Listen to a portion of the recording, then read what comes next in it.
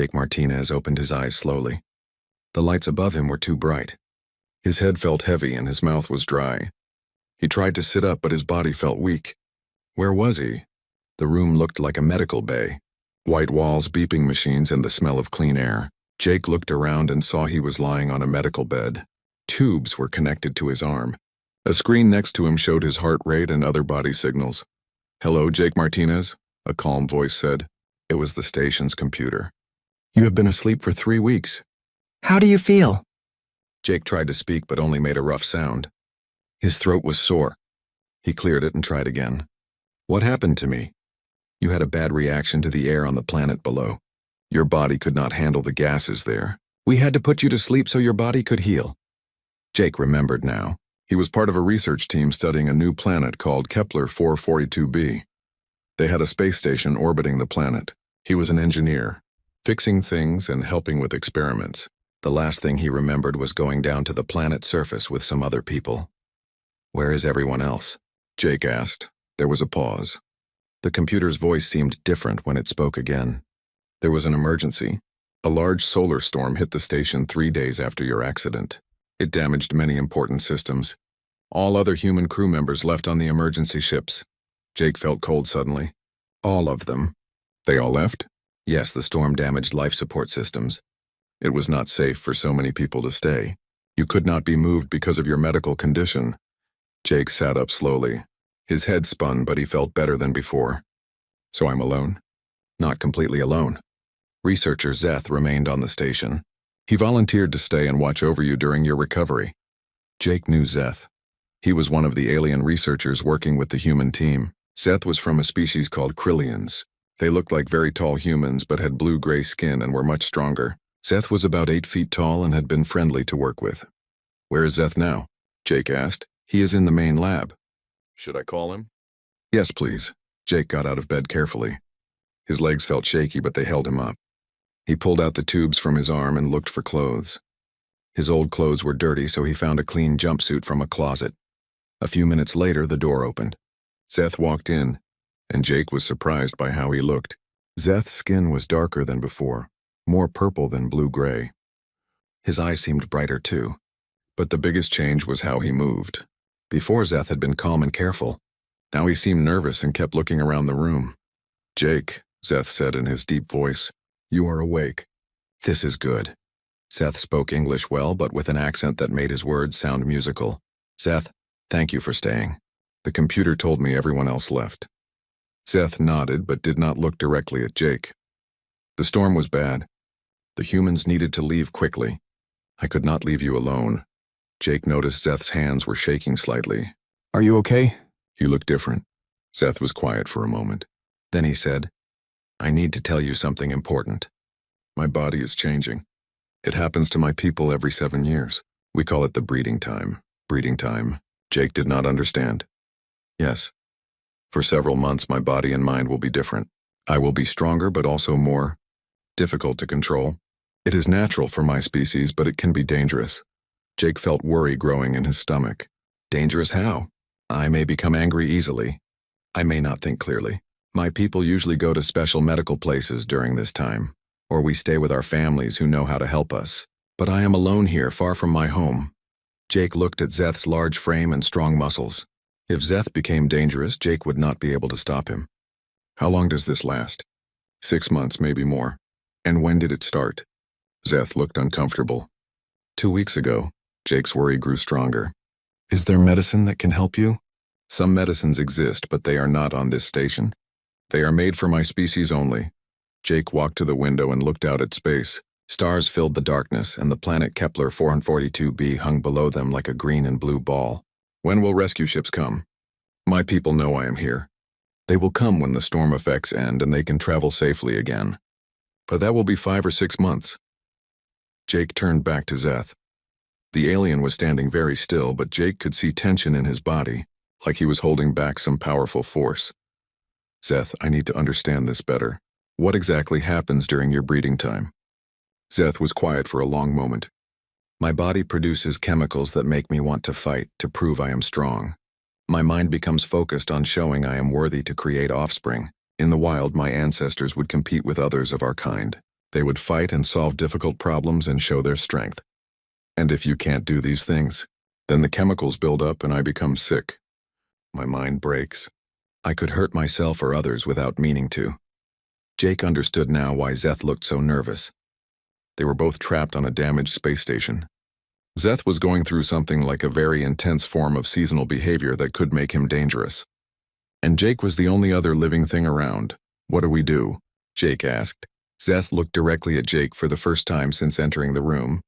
His eyes were bright and intense. I do not know. This has never happened before. So Krillian has ever gone through breeding time with only a human present? Jake nodded slowly. He was an engineer. He was good at solving problems. But this was not a broken machine or a damaged system. This was biology, and alien biology at that. We'll figure it out, Jake said, trying to sound confident. We have to. Zeth tilted his head slightly. You are not afraid of me? Jake was afraid, but he also knew that showing fear would not help either of them. We're stuck here together. Being afraid won't solve anything. We need to work together. For the first time since waking up, Jake saw Zeth smile slightly. This is why I like humans. You think problems can always be solved, can't they? Zeth's smile faded. We will find out. Jake spent his first full day awake exploring the space station. Many areas were closed off because of damage from the solar storm. Red warning lights blinked in the hallways, and some sections had no power at all. The station felt empty and cold. He found Zeth in the main laboratory working at a computer. The alien was reading through files about their research on the planet below. But Jake noticed Zeth kept stopping to grip the edge of the desk with his hands. His knuckles were white from squeezing so hard. Finding anything interesting? Jake asked. Zeth looked up quickly as if Jake had startled him. Just reviewing our work. The plant samples we collected show unusual growth patterns. Jake moved closer and saw that Zeth's hands were shaking again. When did you last eat? This morning, I think. Zeth seemed unsure. It's evening now. Come on, let's get some food. In the dining area, Jake prepared a simple meal for both of them. Human food and Krillian food were similar enough that they could share most things. But as they ate, Jake watched Zeth carefully. The alien ate quickly, almost desperately. He kept looking around the room as if expecting danger. When a normal station sound, the hum of air recycling, grew slightly louder, Zeth's whole body went tense. Zeth, tell me more about what happens during breeding time. I need to understand. Zeth put down his fork. Why do you want to know? Because I'm an engineer. When something doesn't work right, I need to understand how it's supposed to work before I can fix it. You think you can fix me? Zeth's voice had an edge to it that hadn't been there before. I think we can figure out how to manage this together. Zeth was quiet for a moment. Then he nodded. In the old days, before my people had technology, breeding time was when young Krillians proved they were strong enough to have children. They would compete in physical contests and solve complex puzzles. Only the smartest and strongest could mate. But your people don't do that anymore, right? No. Now we have medicine that controls the chemicals in our bodies. Or we go to special centers where we can safely work through the urges. But the old instincts are still there, buried deep. Jake thought about this. So your body is preparing you for competitions that aren't going to happen? Yes. The chemicals build up with no way to release them. It makes my mind confused and angry. After dinner, Jake went to the station's computer terminal. He searched through all the files about Krillian biology. Most of it was basic information, but there were some detailed medical studies. He learned that during breeding time, Krillians produced high levels of chemicals similar to adrenaline and testosterone in humans. These chemicals made them stronger, faster, and more aggressive. But they also made them unstable if not properly managed. The files showed that Krillians in breeding time needed 3 things: physical challenges that tested their strength, mental, puzzles that proved their intelligence, and social recognition from other Krillians. Without these things, they could become dangerous to themselves and others. Jake found video recordings of Krillians in controlled breeding time studies. He watched as they lifted heavy objects, solved complex math problems, and competed in strategic games. When they succeeded at these tasks, their stress levels went down. When they failed or had nothing to do, they became agitated and violent. The next morning, Jake found Zeth in the engineering section. The alien had torn apart a control panel with his bare hands. Wires and circuit boards were scattered on the floor. "Zeth, what happened?" Zeth looked up with wild eyes. It was making noise, a high-pitched whining sound. I couldn't concentrate. He looked down at his hands, which were bleeding slightly from the sharp metal edges. I don't remember deciding to break it. Jake felt a chill. This was worse than he had thought. "Are you hurt?" "The cuts are small. But Jake, I'm scared. I broke something important without thinking. What if next time I hurt you?" Jake looked at the broken panel. It was actually an old backup system that they didn't need anyway. An idea began forming in his mind. "Zeth, how did it feel when you broke this?" "What do you mean?" "When you were tearing it apart, how did your body feel?" Zeth thought about it. "Better." The angry feeling went away for a while. My hand stopped shaking. Jake smiled. "I think I understand. Your body needed to do something physical and challenging. Breaking that panel gave you what you needed." "But I damaged the station." "This time, yes. But what if I gave you things that were meant to be taken apart? Things that would actually help the station if you worked on them?" Jake spent the rest of the day making a list of repairs the station needed. Many systems had been damaged by the storm. Normally, these repairs would take careful, delicate work, but some of them required strength and determination more than precision. He brought Zeth to a storage room full of damaged equipment. "All of this needs to be torn down and rebuilt. It's too damaged to repair gently. We need to strip it apart and start over." Zeth looked at the pile of broken machines.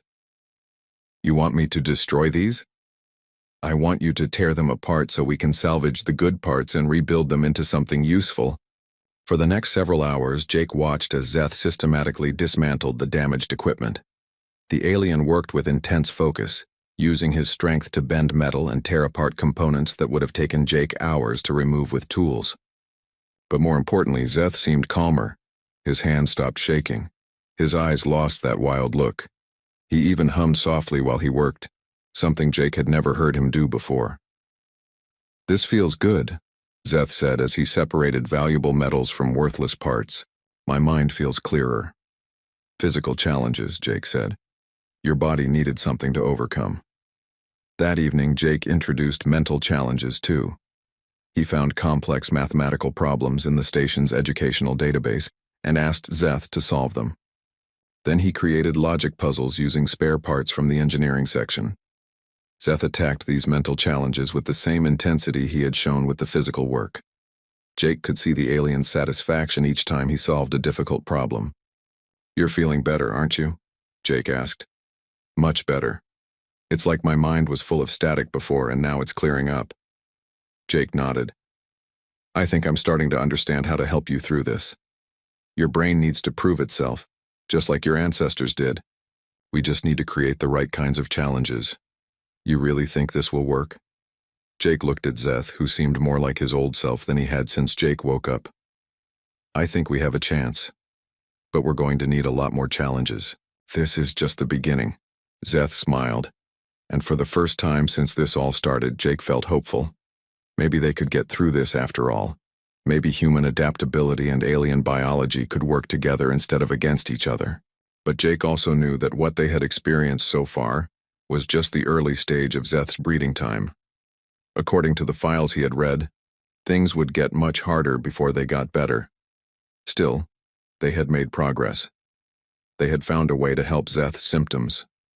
Now they just had to hope it would be enough for the long months ahead.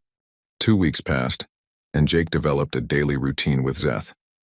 Every morning he would create new challenges for the alien to complete.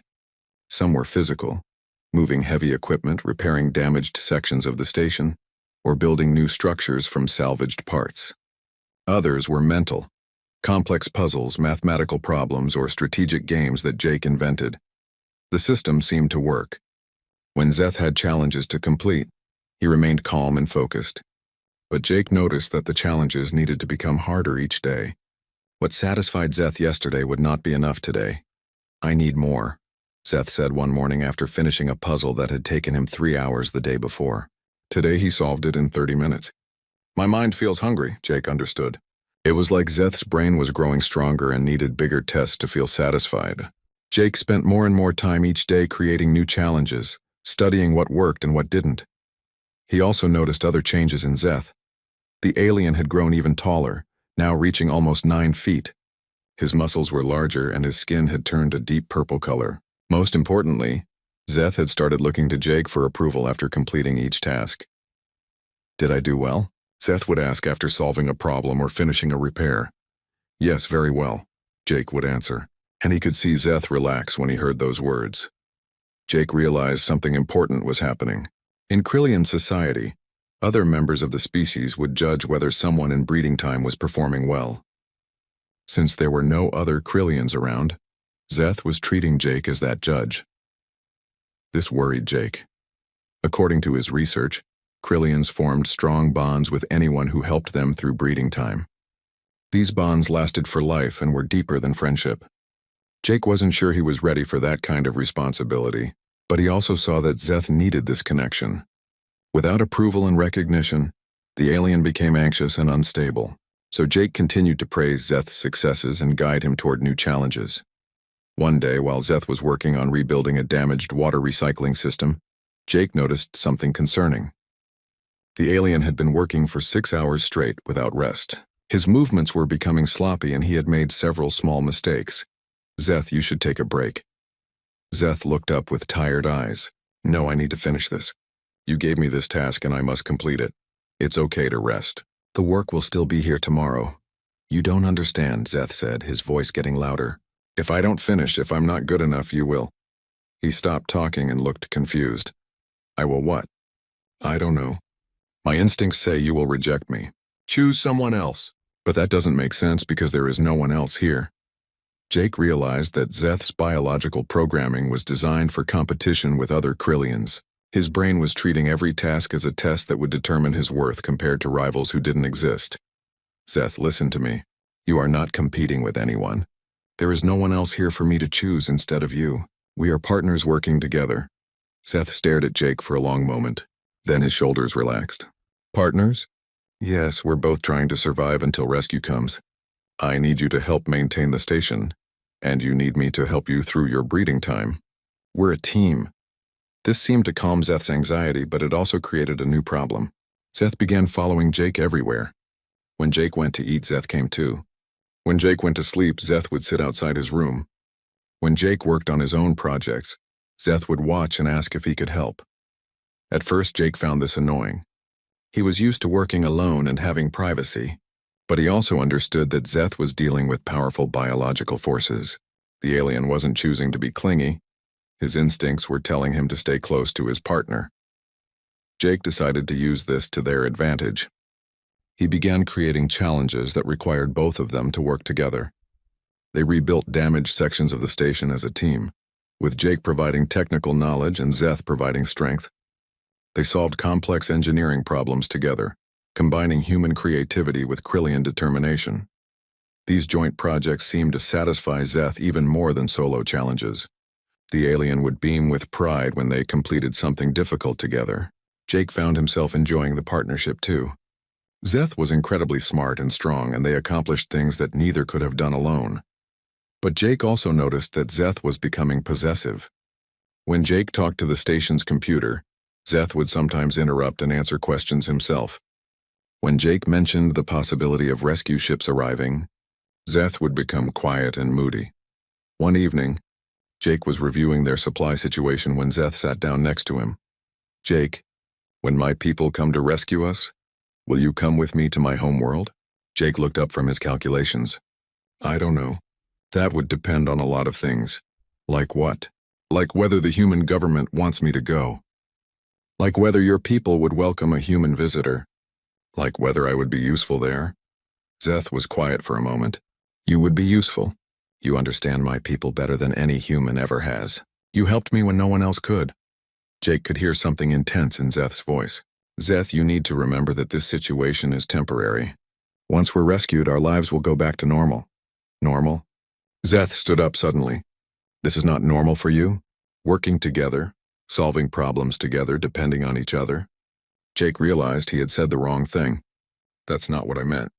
I just meant that we both have our own lives and responsibilities. I see. Zeth's voice was cold now. You are counting the days until you can be rid of me. No, that's not, Jake started to explain. But Zeth had already left the room. For the next 2 days, Zeth avoided Jake. The alien still completed the challenges that Jake set for him, but he did them silently and without enthusiasm. He stopped asking for approval and stopped looking pleased when he succeeded. Jake could see that Zeth was becoming unstable again. His hands shook when he thought no one was looking. His skin color became darker and more mottled. Most worrying, he had started talking to himself in his own language. Jake knew he had to fix this, but he wasn't sure how. He had hurt Zeth's feelings without meaning to, and now the alien was withdrawing from their partnership. Finally, Jake cornered Zeth in the laboratory. We need to talk. There is nothing to discuss, Zeth said without looking up from his work. Yes, there is. I said something stupid the other day and now you're pulling away from me. That's not good for either of us. Zeth finally looked at Jake. His eyes were bright with barely controlled emotion. You made it clear that you see this as a temporary inconvenience. You are waiting for it to end. Zeth, listen to me. What I meant is that our circumstances are temporary. We're stuck on a damaged station, dealing with your breeding time, waiting for rescue. Those things are temporary. But what we've built together, the way we work as a team, the friendship we've developed, that doesn't have to be temporary. Zeth searched Jake's face. You mean that? Yes, you've become important to me, Zeth. Not just as someone I'm stuck with, but as a friend and partner. I don't want that to end when we're rescued. Zeth was quiet for a long moment. Then he smiled. The first genuine smile Jake had seen from him in days. You would really consider visiting my homeworld? If the circumstances allow it, yes. I would like to meet your people and see your culture. Zeth's whole posture changed. He stood straighter and his skin color brightened. They would be amazed by you. A human who understands our breeding time, who can create challenges that satisfy our deepest needs. You would be celebrated, Jake smiled back. Let's focus on getting through the next few months first. But yes, I'm interested in continuing our partnership. The tension between them dissolved and they returned to their daily routine of challenges and teamwork. But Jake knew that their relationship had changed. They were no longer just two beings stuck together by circumstance. They had become true partners, bound by mutual respect and growing friendship. Still, Jake worried about what would happen as Zeth's breeding time intensified. The challenges that satisfied him now were already more complex and demanding than anything Jake had originally imagined. How much harder would they need to become? 4 months after Jake woke up, everything changed. Jake knew from his research that Zeth's breeding time would reach a peak before it ended, but he wasn't prepared for how dramatic the change would be. It started on a Tuesday morning. Jake woke up to find that Zeth had torn apart the entire dining area during the night. Tables were flipped over, chairs were broken into pieces, and food containers were scattered everywhere. Zeth sat in the middle of the destruction, breathing heavily. Zeth, what happened? The alien looked up with wild eyes. His skin was now completely black with purple streaks. His muscles had grown so large that his clothes had torn. Most frightening of all, when he looked at Jake, there was no recognition in his eyes. Who are you? Zeth asked in a low, dangerous voice. Jake felt his heart racing. I'm Jake, your partner. Your friend. Zeth stood up slowly. He was now over 9 feet tall and had to duck to avoid hitting the ceiling. I don't know you. You smell wrong. You look weak. Jake backed toward the door. This was what he had been afraid of. Zeth's mind had finally snapped under the pressure of his biological changes. The alien no longer saw Jake as a partner, but as a potential threat. Zeth, you need to remember, we've been working together for months. You know me. Lies, Zeth growled. You are trying to confuse me. Are you here to challenge me? To prove you are stronger? Jake realized that arguing would only make things worse. Zeth's breeding instincts had taken over completely. The alien now saw Jake as either a rival to fight or a threat to eliminate. Jake ran. For the next 3 days, Jake hid in the sealed sections of the station, while Zeth raged through the areas that were still accessible. Jake could hear the alien destroying equipment, roaring in frustration, and sometimes talking to himself in his own language. Jake used the station's internal monitors to watch Zeth. The alien was clearly suffering. He would pace endlessly, then suddenly attack whatever was nearest to him. He hadn't eaten or slept in days. His body was consuming itself in its drive to find challenges and competitors that didn't exist. Jake knew that Zeth would die if this continued much longer. The alien's body was burning through its energy reserves too quickly. But Jake also knew that approaching Zeth in this state would be suicide. On the third night, Jake was reviewing the station systems when he noticed something important. The main communications array was still damaged from the original solar storm. It was the reason rescue ships couldn't locate them precisely or communicate with them directly. Repairing the array would require 2 people working outside the station in dangerous conditions. It was exactly the kind of life-threatening challenge that Zeth's breeding instincts were demanding. But it was also genuinely necessary for their survival. Jake spent the rest of the night planning. He studied the repair procedures, gathered the necessary tools, and prepared 2 spacesuits. Then he made a decision that he knew was either brilliant or completely insane. The next morning, Jake opened the door to the main corridor and called out, "Zeth, I challenge you." The alien appeared within minutes, moving with predatory grace. His eyes locked onto Jake with intense focus. "You dare challenge me, little creature?" "Yes, but not a fight. A real challenge. Something that will prove which of us is truly worthy." Zeth circled Jake slowly, like a hunter studying prey. "What kind of challenge?" "The communications array outside the station is broken. Repairing it requires strength, intelligence, and courage. It's dangerous work that could kill us both. Are you brave enough to face that challenge with me?" Zeth stopped circling. Jake could see the alien's mind working, processing what he had said. "You want us to work together?" "I want us to compete. We'll both work on the repairs, but we'll see who contributes more, who solves more problems, who shows more courage when things get dangerous." This was a gamble. Jake was hoping that Zeth's need for challenges would override his aggression. He was also hoping that the alien retained enough of his original personality to accept the logic of the situation. Zeth considered this for a long moment. Then he smiled, showing teeth that seemed sharper than before. "Interesting. Yes, I accept your challenge." Getting into the spacesuits was difficult. Zeth had grown so large that his suit barely fit. Jake had to help him with the fastenings, which required getting close to the alien while he was still in an unstable state. But once they were suited up and moving toward the airlock, Jake saw positive changes in Zeth. The alien became focused and purposeful instead of randomly aggressive. Having a real challenge to work on seemed to calm his chaotic thoughts. The outside of the station was a dangerous place. They were in open space with only their suits protecting them from the vacuum and radiation. The communications array was mounted on the station's outer hull, requiring them to climb along the outside using magnetic boots and safety lines. "The main transmitter is damaged," Jake said over the suit radio as they examined the array. "We need to replace 3 major components and realign the entire dish." "I can handle the heavy work," Zeth replied. "You focus on the technical details." For the next 6 hours, they worked together in the most dangerous conditions possible. Jake provided knowledge and precision while Zeth provided strength and determination. When a solar windstorm threatened to tear them loose from the station, they had to work together to secure their safety lines. When a critical component broke during installation, they had to improvise a solution using spare parts. Several times they saved each other's lives. Jake spotted a dangerous radiation leak that would have killed Zeth. Zeth caught Jake when his magnetic boots failed and he nearly drifted into space. Jake watched Zeth during their work and saw remarkable changes. The alien's movements became coordinated and purposeful instead of wild and aggressive. His voice over the radio was calm and intelligent.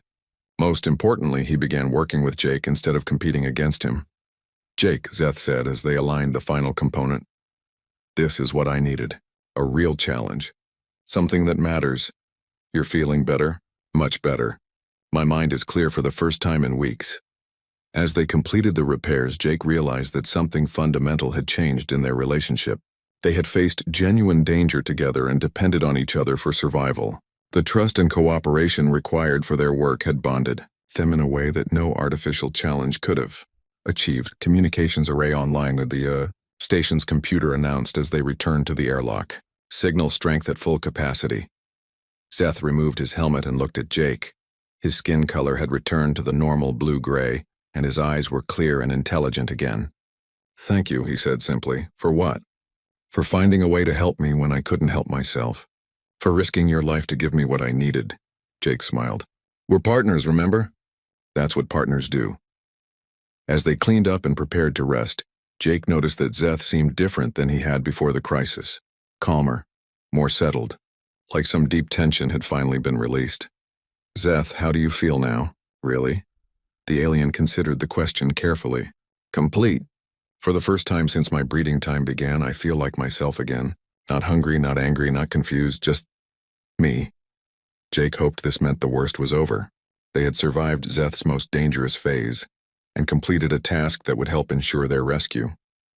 But he also knew that they weren't safe yet. There were still weeks to go before rescue ships could arrive. Still, as Jake looked at his alien partner, he felt something he hadn't felt in months, real hope for the future. The weeks following their spacewalk were peaceful in a way that Jake had almost forgotten was possible. Zeth's breeding time was ending, and the alien had returned to something much closer to his original personality. He was still larger and stronger than before, but his mind was clear and his emotions were stable. They continued working together on station repairs, but now it felt like cooperation between friends rather than desperate attempts to manage a medical crisis. Zeth had retained much of his increased strength, which made many tasks easier. Jake had learned so much about Krillian biology and psychology that he felt like a different person than the engineer who had woken up months ago. Jake, Zeth said one morning as they worked on improving the station's power systems, I want you to know that what you did for me was extraordinary. No Krillian has ever managed breeding time without help from their own species. We managed it together, Jake replied. I couldn't have done any of this without your cooperation, but you created the solution. You studied my people, understood our needs and found ways to satisfy them. You risked your own life to help me through the worst of it. Jake thought about this. I guess I never really thought about how unusual it was. I just saw a problem that needed solving. Zeth smiled. That is exactly what makes it remarkable. You saw my breeding time not as something to fear or endure, but as a challenge to understand and overcome. 3 days later, the station's communications array picked up incoming signals. Both human and Krillian rescue ships had arrived in the system and were requesting permission to dock. Jake felt mixed emotions as he watched the ships approach through the station's windows. He was excited to be rescued and to return to normal life, but he was also sad that his partnership with Zeth would end. Nervous? Zeth asked, joining him at the window. A little. Everything is going to change now. Not everything, Zeth said quietly. The rescue teams arrived together, a human medical crew and a Krillian scientific expedition. Both groups were amazed to find Jake and Zeth alive, healthy and working together so effectively. Dr. Lisa Grant, the lead human medic, examined Jake thoroughly. Your physical condition is excellent, she reported. But I have to ask, how did you survive alone with a Krillian in breeding time? Our xenobiology expert said it should have been impossible. It wasn't impossible, Jake said. It just required understanding and adaptation. Meanwhile, the Krillian scientists were examining Zeth with equal amazement. The expedition leader, an elderly Krillian named Commander Vex, spoke with Jake afterward. Young human, Vex said in careful English, Zeth tells us that you guided him through his breeding time using challenge-based therapy. This is unprecedented. I just observed what he needed and tried to provide it. You have documented this process? Jake nodded. I recorded everything. Daily observations, successful and unsuccessful techniques, biological changes, psychological patterns. I thought it might be useful for future research. Vex's eyes widened. May we review this documentation? Over the next several days, both human and Krillian scientists studied Jake's records with intense interest. What Jake had seen as simple problem-solving, they recognized as groundbreaking xenobiological research. Dr. Grant was particularly excited. Jake, do you realize what you've accomplished? You've created the first successful cross-species management protocol for Krillian breeding cycles. This could revolutionize how our species interact. More than that, Commander Vex added, you have proven that humans possess remarkable adaptability and empathy. Zeth's breeding time would have killed him without proper management. You saved his life using nothing but observation and creativity. Jake felt overwhelmed by their praise. I was just trying to survive. Exactly, Vex said. And in trying to survive, You demonstrated abilities that we did not know humans possessed. As the rescue teams prepared to leave, Jake faced a difficult decision. The human ship would take him back to Earth and his old life. The Krillian ship would take Zeth back to his homeworld. They would be separated, possibly forever. I have a proposal, Zeth said as they packed Jake's belongings. My people want to establish a permanent research station to study human-Krillian cooperation.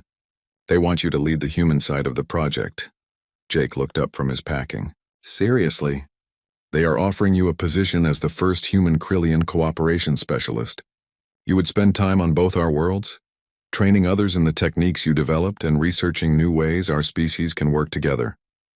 And you would be part of this project? Zeth smiled. I would be your primary partner and research subject. Who else understands what we accomplished here? Jake thought about returning to his old job on Earth, fixing routine mechanical problems and following orders from people who had never faced real challenges. Then he thought about the possibility of continuing to explore the amazing partnership he had built with Zeth. What about my government? Would they approve? Dr. Grant, who had been listening, stepped forward. Jake, both governments are extremely interested in this project. What you've accomplished here has major implications for future human-alien relations. They want you to continue this work. Jake looked at Zeth, who was watching him hopefully. You really want to keep working together? Jake, you saved my life and my sanity. More than that, you showed me that cooperation between our species is not just possible, but beneficial.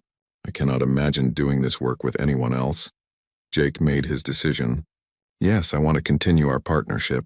The celebration that followed surprised Jake with its intensity. Both the human and Krillian crews seemed genuinely excited about the possibilities this partnership represented. 6 months later, Jake stood in a laboratory on Krillia, Zeth's homeworld, watching a group of young Krillians practice the challenge-based techniques they had developed. Each Krillian was paired with a human partner who had trained under Jake's guidance. The third trial group is showing excellent results, Zeth reported, reviewing data on his computer. Breeding time stress levels are down 60% compared to traditional methods, and the human partners are adapting well to Krillian psychology. Better than we expected. It seems that humans have a natural ability to understand and respond to other species' needs. Jake looked around the laboratory, which was filled with humans and Krillians working together on various projects. What had started as a desperate survival situation had become a model for interspecies cooperation.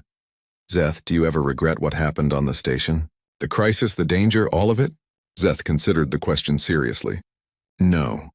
If we had been rescued earlier, we never would have discovered what we were capable of together. The crisis forced us to trust each other completely and find solutions that neither of our species had imagined. So you think it was worth it? Jake, look around you. Humans and Krillians working together, learning from each other, creating new knowledge that benefits both species. You have become the most respected human on our world, and I have learned more about cooperation and friendship than I thought possible. Yes, it was worth every difficult moment. Jake smiled as he watched a human engineer and a Krillian scientist celebrate solving a complex problem together. I guess sometimes the best partnerships are forged in the worst circumstances. Indeed, Zeth agreed. And sometimes survival teaches us more about living than comfort ever could. As they returned to their own research, Jake reflected on how much his life had changed. He had started as a simple engineer dealing with a medical emergency. Now he was pioneering a new field of science and building bridges between species. Most importantly, he had discovered that humans possessed something unique and valuable: the ability to adapt, understand and care for other species even under the most difficult circumstances. It was this quality that had saved Zeth's life and created their partnership, and it was this same quality that would help humanity build lasting friendships among the stars. The future was full of possibilities, and Jake was excited to explore them all with his unlikely partner by his side.